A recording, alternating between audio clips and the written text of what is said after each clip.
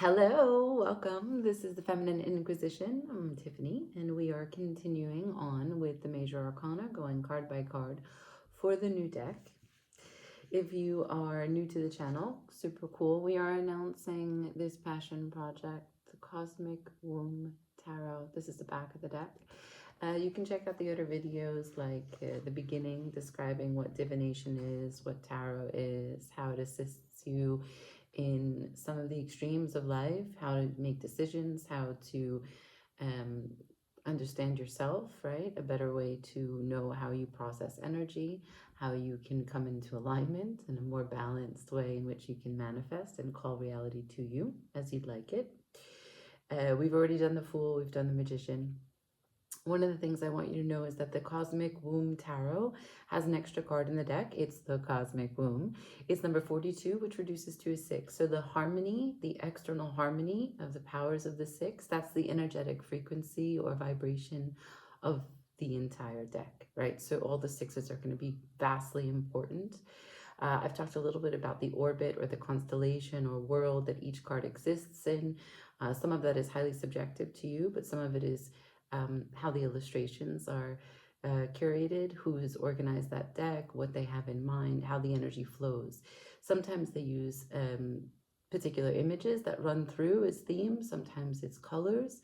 So I will go into that using some decks that you have come to love, or maybe will be new to you, right? And so you can check it out. It's all about exploration and recognizing what these symbols can offer to us. And this is really important because it's so in alignment with talking about the High Priestess, which is our character of the day. So it is the second card in the deck. Again, these are not the size of the cards, nor the colors true. We've also added, of course, text, but the astrological correspondence. As you know, this is a Neptunian card. It's Pisces. It's ruled by the moon, though. So in tarot, the moon rules, the moon and Pisces are connected. But in astrology, the moon and Cancer are connected. So you can go back and forth in the rabbit holes of Reddit about what makes sense to you, but there's no fast rule. You can mix and match as you like, but I just want to make sure that you know the original intention as they were drawn. This is a Neptunian card. Neptune rules Pisces, and the High Priestess ruled by the moon. Okay. So as you can see, the High Priestess is with the moon, with a scroll of information. She is a keeper of the mysteries. She has the dark and the light, and she sits in the middle. She is also associated with pomegranate, which is the original from Persia, the Sumerians, as they believed, the seeds of life, right? The origin story of the apple, with which we know from Adam and Eve, is actually a pomegranate. I again offer you to search and destroy and cover all the grounds that you can in your self-study, and take what resonates for you. I am only here to offer you what I have come to learn in my investigations, in my navigation, right? So what is it that the High Priestess offers us? First of all, she is mute, she is silent, she is a energetic vibration of a deep knowing, okay? So, I mean, if you can just take a look here at what's available, all that's growing behind her, how stoic she sits, celebrating the dark and the light. And if there was a slogan or a catchphrase for the High Priestess, it would be that the best things cannot be told. There, beyond words, is where wisdom lives. And it's a little bit about a spiritual mother, divine intuition, the way that the soft glow or illumination of the moon offers you a subtlety of not only compassion, because she's out there in the dark of night guiding us, providing light, but also it's in tiny bits, right?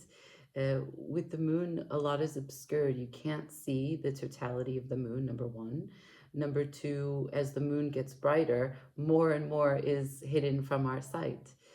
So we never actually know that what we're looking at is something that is real, or have we aided by filling in the gaps.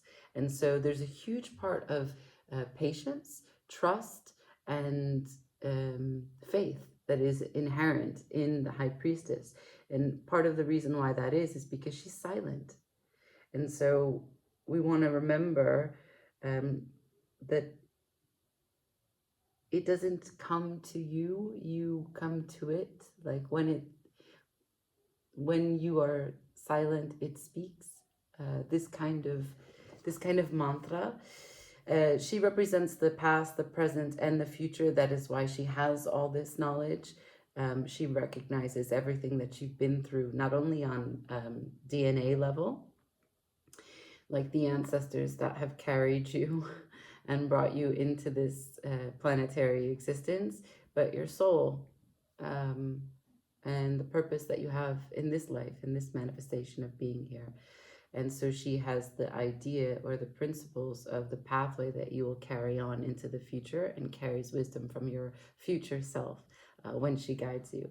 And you can make prayers to the high priestess regardless of whether she shows up on a spread in tarot. You can speak to her regularly.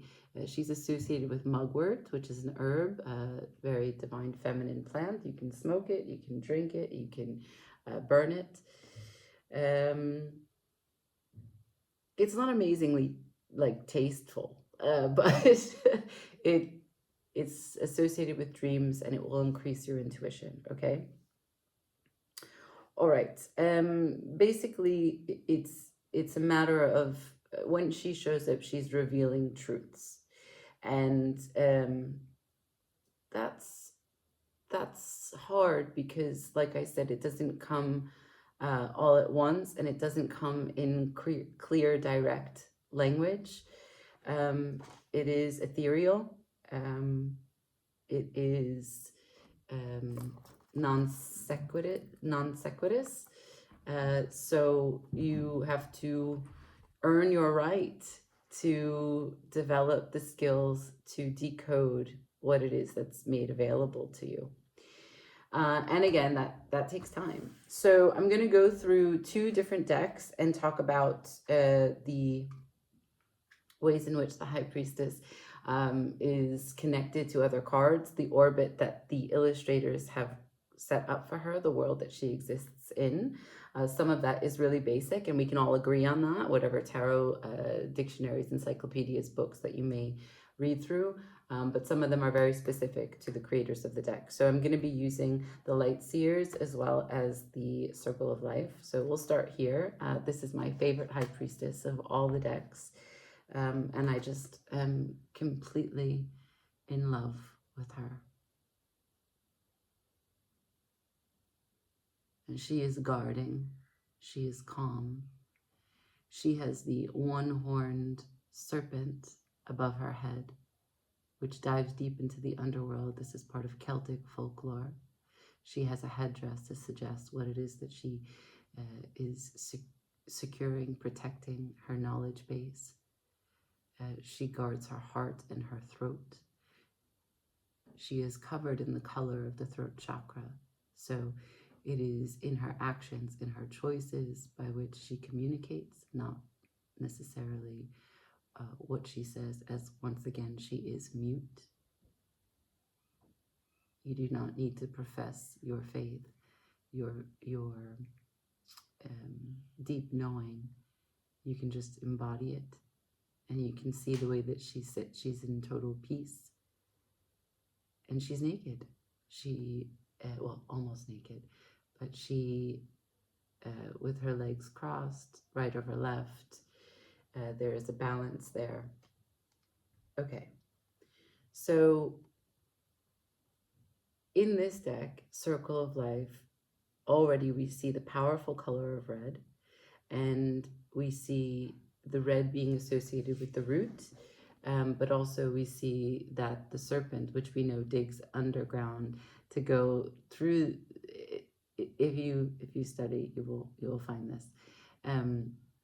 It breaks through digging into the underworld. Okay, connected to the High Priestess, we have the Queen of Pentacles. Now we can see the legs are crossed. We can see the same hand, right? The left is down, the right is up. And we see the serpent. We see red, although it's not quite as stark, but you see that she sits upon a mushroom, which is the network of the underground. They are constantly communicating. She's also guarding. You see how she kind of has this same posture, that you will not just walk right through her or trespass. She's got the border on the right and the left, as we can see that here. Now, the reason why that's important is that the Queen of Pentacles demonstrates that she cannot bring value unless she herself is valued. And so there's this boundary and very masculine expression of a feminine in her power. And so when we think about how old the tarot is, that the second most powerful card in the entire deck is female, it speaks volumes, right? Okay, now 2 more cards for the Circle of Life that connect to the High Priestess. It is important to recognize that when and if you're going to tap into the underworld and bring other energies into your sphere, it's scary. There's a lot of noise. There's a lot of entities.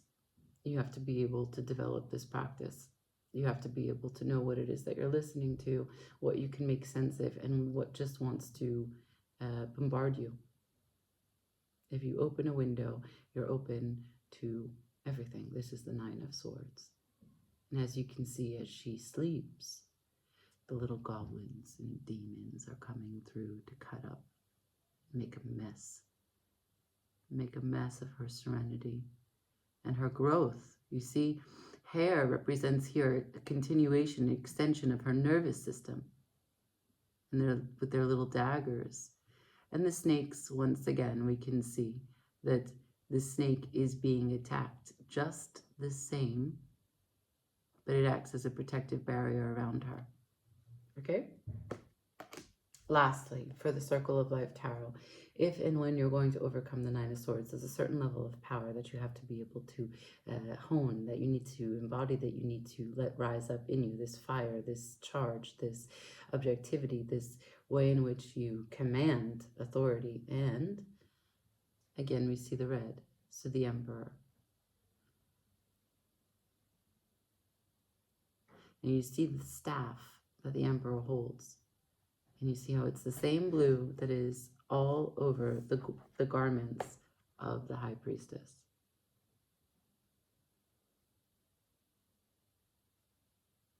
So what's really important to recognize is that there is also a snake here. If you look on top of the bounty that's coming,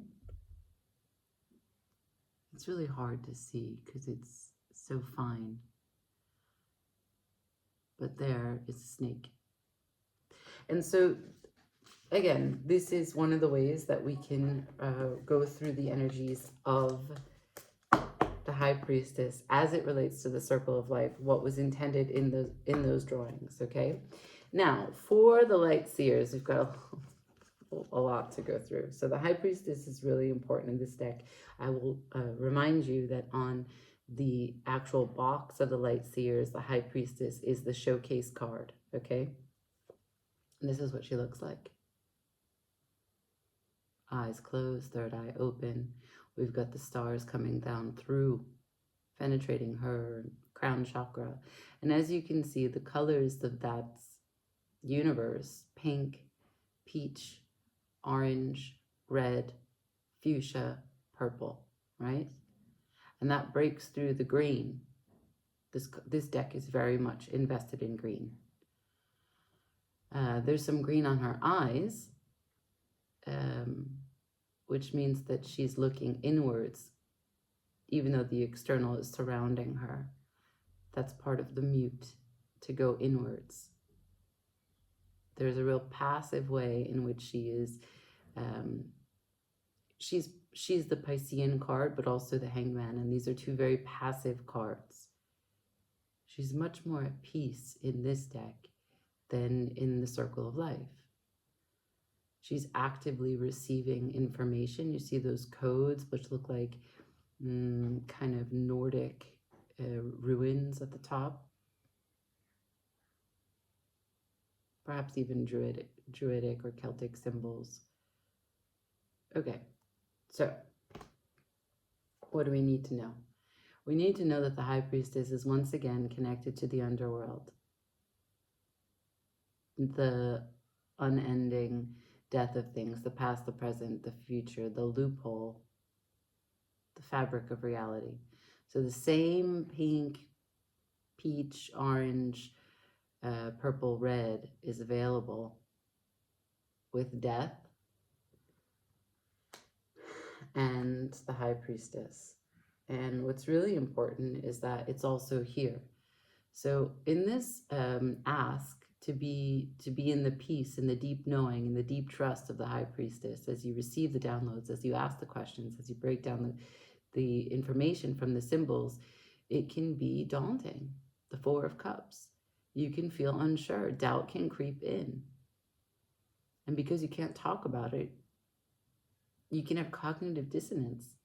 Feel like you are unraveling. But part of that is the initiation for you to secure trust and double down on your intuition. Faith and trust, faith and trust, faith and trust, right? Okay. Because it is a matter of joy. These next two cards kind of go together. It is a matter of remembering joy.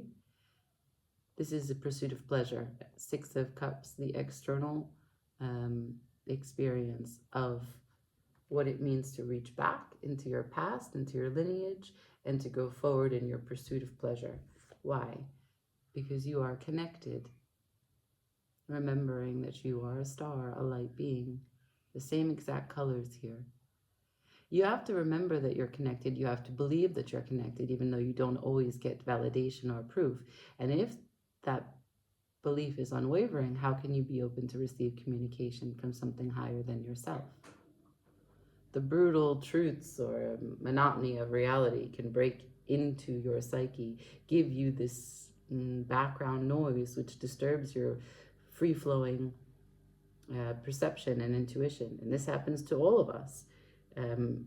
But if and when you remember that you are a child of Source, that you are a star, then you are coming back, right? Coming back to you, coming back to the energy of the High Priestess that runs through you always. Eight of Wands, the power in which you are participating in the divine communion. So Eight of Wands, right? Like I don't want to get so deep into each individual card because this is really just about celebrating the High Priestess. But if and when we talk about her behavior, embodying the deep knowing, we have to be able to grasp the entire concept of what comes through. And this is really fast communication. It is Mercury in Sagittarius. It is really important that we know it can be overwhelming. The Eight of Wands is also action-based. So you have to be highly adaptable, as Mercury would ask that of you. And you have to be Sagittarian-like in the sense that you open yourself to something that is much larger than yourself. And so you grab the big picture, the grand concepts, the big theories, and you let it run through you. You see, the Eight of Wands is always a card in all the decks. I haven't seen every single deck that ever exists, but a lot of decks I've seen. I think I have like over 32 decks. And there's often no person, no personage, no character, no animal drawn on the Eight of Wands. And the reason is because it's the initiation for you to see yourself gaining power through your actions in your life. It is when the tarot asks you to put you in the deck. It's always a card of fast-moving wands. Movement for you to catch the eye and, jump right in. It's an initiation. I can't say more than that. Now, moving on. If you are going to be open to that initiation, what does that mean? That means that you have to double down on what you allow, what you demystify, right? We remember that the Hierophant is not only the top of the hierarchy. See the same colors he can get. That's his staircase, right? It's something that's only available to him.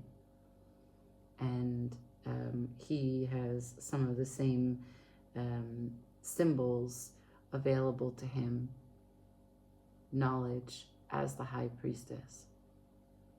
The difference is that he professes. She doesn't say a word, he professes. And so it is important to, when the High Priestess grants you this deep knowing, this conduit of information, and allows you to pursue pleasure, to stay connected, to feel connected, and to take action on what it is that you know, and keep the faith, no matter if you have proof or not. When and if you begin to get this deeper understanding and you are committed to it, that's what the Hierophant is, a deep commitment of structure. You can, in the real world, in the 3D, maintain, secure, and protect with fierce loyalty that which you have truly understood, decoded. You see the same star-like dust, matter, in similar colors, except we're inside the house now. It's less ethereal. This is the practical loyalty to the divine connection. And it takes work. It takes work. That's why there's a wolf there. It takes work. A pioneer, a pathfinder, a trailblazer. So those are just some of the ways that the High Priestess can touch on, depend on, rely on, and interact with some other cards in the deck. One more time. This is the slow and steady reveal of the Cosmic Womb Tarot. What is the Cosmic Womb? It is where things come from and return to. It is the origin of consciousness. All that is, all that will be. The harmony, the alignment of the divine feminine and masculine to birth anything and everything. And here, today, we talked about the High Priestess. You can pre-order, you can leave me a comment, you can give me a thumbs up, you can tell me anything you want to tell me, and see you soon. Ciao.